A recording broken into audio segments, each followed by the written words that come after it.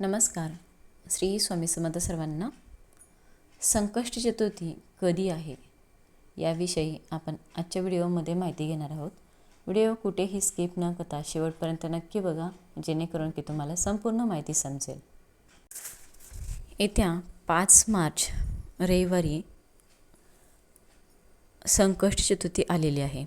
हिंदू धर्मामध्ये चतुर्थी तिथीला खूप विशेष महत्त्व दिलं जातं आणि ही तिथी पूर्णपणे गणपती बाप्पांना समर्पित मानली जाते.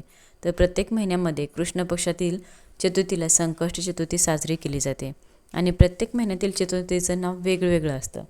तर यावेळी येणारी ही चतुर्थी म्हणजेच भालचंद्र संकष्टी चतुर्थी म्हणून ओळखली जाते. तर चैत्र महिन्यात येणारी ही चतुर्थी अत्यंत शुभ आणि फलदायी मानली जाते. त्यामुळे या दिवशी केलेली कोणतीही पूजा, सेवा, उपाय याचे खूप लवकर आपल्याला प्रभावीपणे असे अनुभव दिसून येतात. तर या दिवशी गणपती बाप्पांची मनापासून पूजा केली तर आयुष्यातील अनेक अडचणी, विघ्न, संकट दूर होऊ लागतात. आपल्या इच्छा, मनोकामना पूर्ण होतात. घरामध्ये सुख, शांती आणि समाधान वाढतं. मुलांच्या बाबतीत आपल्याला काही महत्त्वाचा असा एक गणपती बाप्पांसाठी उपाय करायचा आहे. गणपती बाप्पांना हे बुद्धी आणि ज्ञान आणि यश देणारे गणपती बाप्पा आहेत. त्यामुळे मुलांच्या अभ्यासात प्रगती व्हावी असं प्रत्येक आईला वाटत असतं. त्यांचं भविष्य उज्ज्वल व्हावं, त्यांना योग्य दिशा मिळावी, नोकरी चांगली भेटावी, यासाठी या दिवशी केलेले उपाय अत्यंत लाभदायक ठरतात. तर आजच्या व्हिडिओमध्ये आपण अतिशय प्रभावी उपाय सांगणार आहे, जो प्रत्येक आईने आपल्या मुलांसाठी नक्की करायचा आहे. तर हा उपाय इतका सोपा आहे की तुम्ही उपवास केला नाही तरी पण चालेल, पण तुम्ही हा उपाय सहज करू शकतात.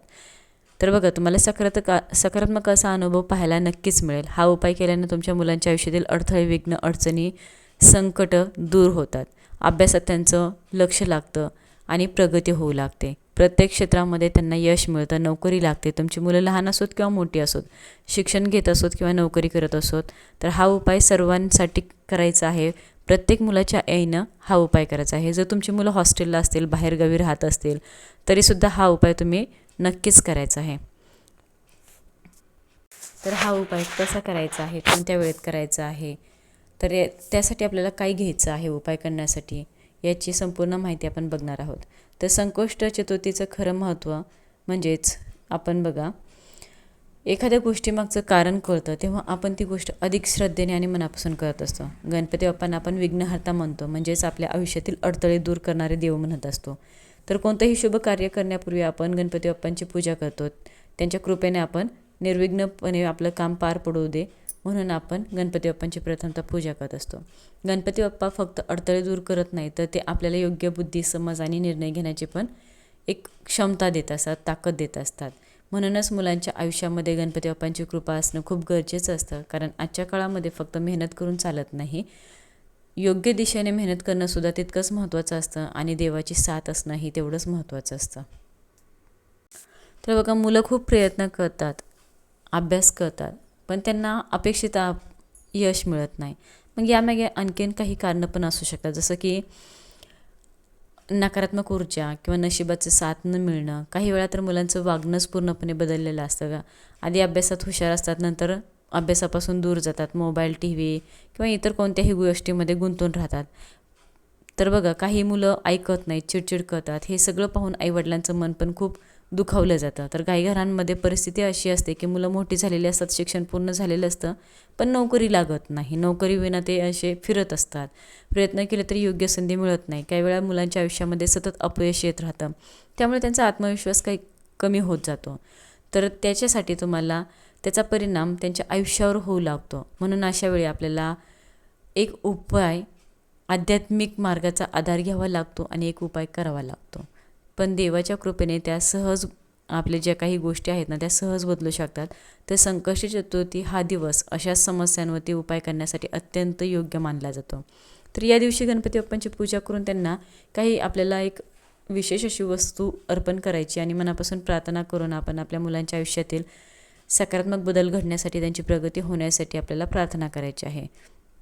तर बघा, उपाय करण्यासाठी तुम्हाला खास तुमच्या मुलांच्या प्रगतीसाठी करायचा आहे. हा उपाय केल्याने मुलांच्या आयुष्यातील नकारात्मक ऊर्जा कमी होते आणि त्यांचं मन जे आहे ते स्थिर होतं, अभ्यासात लक्ष लागतं आणि हळूहळू त्यांना यश मिळायला सुरुवात होते. पण इथे एक गोष्ट लक्षात घ्यायची आहे की आपल्याला उपाय करताना घाई करायची नाही. फक्त शांतपणे मन लावून आणि पूर्ण श्रद्धेने विश्वासाने आपल्याला हा उपाय करायचा आहे. जेव्हा आपण मनापासून काही करतो तेव्हा त्याचा खरा आपल्याला अनुभव येतो. तर बघा, आपल्याला उपायाची सुरुवात करण्यापूर्वीची तयारी नेमकी कशी करायची आहे. संकष्टी चतुर्थीच्या दिवशी तुम्हाला ब्रह्ममुहूर्तावर उठायचं आहे. उठल्यानंतर आपलं दार घर स्वच्छ करायचं आहे आणि दारामध्ये छोटीशी रांगोळी काढायची आहे. स्वच्छ स्नान करून आपल्याला स्वच्छ कपडे घालायचे आहेत आणि आपल्या मनाची स्वच्छता देखील तितकीच करायची आहे. मनात कोणाबद्दलही राग, द्वेष किंवा नकारात्मक ऊर्जा ठेवायची नाही. दिवसाची सुरुवात आपले सकारात्मक विचारांनी करायची आहे. त्यानंतर तुम्हाला सर्व देवांची पूजा करायची आहे. गणपती बाप्पांची पूजा करायची. गणपती बाप्पांना आपल्याला मूर्ती असेल तर अभिषेक करायचा आहे. अभिषेक करताना तुम्ही अगोदर पाण्याने अभिषेक करू शकता, नंतर दुधाने करू शकता, पंचामृताने करू शकतात, नंतर साध्या पाण्याने अभिषेक करायचा आहे आणि पूर्ण श्रद्धेने केला तर तितकाच प्रभावी ठरतो. अभिषेक करताना आपल्याला मुक्याने करायचा नसतो. गणपती मंत्र म्हणायचा आहे, गणेश मंत्र. ओम गण गणपतीये नमः हा मंत्र तुम्ही मनात किंवा हळू आवाजात म्हणू शकतात आणि अभिषेक करू शकतात. कधीच मुक्याने आपल्याला अभिषेक करायचा नसतो. जर तुम्हाला गणपती अथर्वशीर्षाचं पठण करायला अजून जमत असेल तर तुम्ही करू शकतात, कारण की त्यामुळे काय होतं की आपल्या घरामध्ये जे वातावरण आहे ते पवित्र होतं आणि तुमची एकाग्रता जी असते ती वाढते. अभिषेक झाल्यानंतर जे पाणी असतं ते पाणी ते पवित्र तीर्थ मानलं जातं. तर हे तीर्थ अत्यंत महत्त्वाचं आहे. या तीर्थाचं 1-2 थेंब तुम्हाला तुमच्या मुलांना द्यायचं आहेत. घरामध्ये सर्वांना थोडं थोडं द्यायचं ते ग्रहण करण्यासाठी.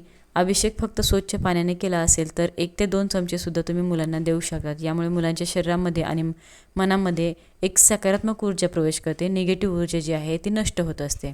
तर उरलेलं तीर्थ तुम्ही घरातील पिण्याच्या पाण्यात मिसळू शकतात. यामुळे संपूर्ण घरात एक पवित्र आणि सकारात्मक वातावरण निर्माण होत असतं. जर तुमच्या घरात गणपती बाप्पांची मूर्ती नसेल आणि फक्त फोटो असेल तर तुम्हाला फोटो स्वच्छ असा पुसून घ्यायचा आहे. फोटोला कापडाने नीट पुसून घ्यायचं आणि गणपती बाप्पांना हळदी कुंकू, अक्षदा, अष्टगंध लावायचं आहे, अर्पण करायचं आहे. गणपती बाप्पांचं आवडीचं लाल जास्वंदीचं फूल आणि दुर्वा ह्या तुम्हाला गणपती बाप्पांना अर्पण करायचे आहेत. गणपती बाप्पांना गूळ खोबऱ्याचा नैवेद्य अर्पण करायचा आहे. नैवेद्य दाखवायचा आणि शक्य असेल तर थोडंसं तुम्ही मोदक बनवा किंवा लाडूसुद्धा तुम्ही अर्पण करू शकतात. नंतर तुम्हाला धूप, दीप आणि अगरबत्ती लावून संपूर्ण घरामध्ये त्याचा सुगंध पसरवायचा. यामुळे घरामधील जे काही वातावरण आहे ते अधिक प्रसन्न आणि शांत होतं. मग गणपती बाप्पांची आरती करायची आहे. आरती करताना तुम्ही मन पूर्णपणे त्या क्षणात असलं पाहिजे. घाईमध्ये कधीच करायची नाही, दुसरीकडे लक्ष देऊन कधीच आरती करायची नाही. सगळी पूजा पूर्ण झाल्यानंतरच तुम्हाला मुख्य उपायाची सुरुवात करायची आहे. पूजा पूर्ण झाल्यानंतर तुम्हाला उपायासाठी 2 वस्तू घ्यायच्या आहेत. पहिली वस्तू म्हणजे सुपारी आणि दुसरी वस्तू म्हणजे हिरवी वेलची. इथे एक छोटीशी गोष्ट लक्षात ठेवा. सुपारी ही नेहमी पूजेमध्ये वापरली जाणारीच असावी.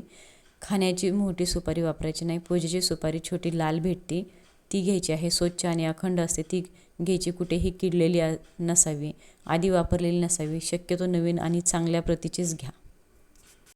तुम्हाला त्यासाठी उपायासाठी 2 सुपाऱ्या घ्यायच्या आहेत आणि त्यासोबत 2 हिरवे विलायची पण घ्यायचे आहेत.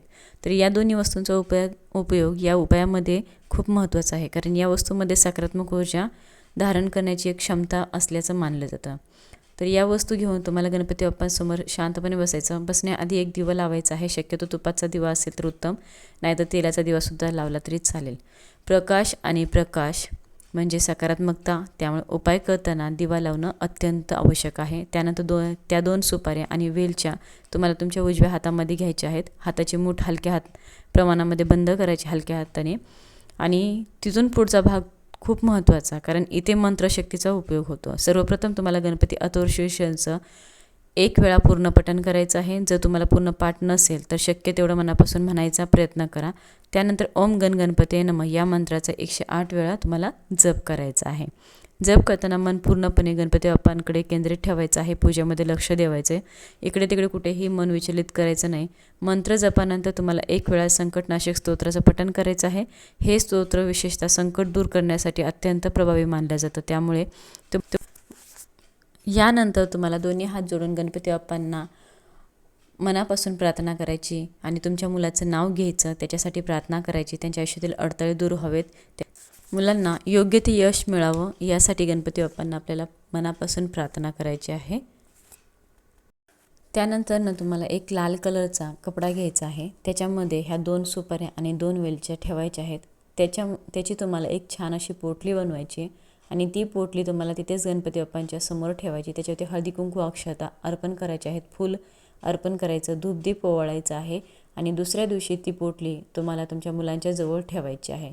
मुलं शाळेत जात असेल तर त्यांच्या बॅगेमध्ये ठेवा, अभ्यास करत असेल, नोकरीला जात असतील तर त्यांच्या बॅगमध्ये ठेवा, त्यांच्या खिशात ठेवा. ही पोटली तुम्हाला मुलांजवळ ठेवायची आहे. तर अशा प्रकारे गणपती बाप्पांचा आशीर्वाद त्यांच्यासोबत कायम राहतो. म्हणून तुम्हाला हा उपाय संकष्टी चतुर्थीच्या दिवशी करायचा आहे. आवर्जून हा उपाय प्रत्येक आईने आपल्या मुलासाठी करायचा आहे. जास्तीत जास्त लोकांपर्यंत हा व्हिडिओ शेअर करा. नवीन असाल तर चॅनलला सबस्क्राईब करा. कमेंटमध्ये गणपती बाप्पा मोरया लिहायला विसरू नका. सर्वांना धन्यवाद. श्री स्वामी समर्थ.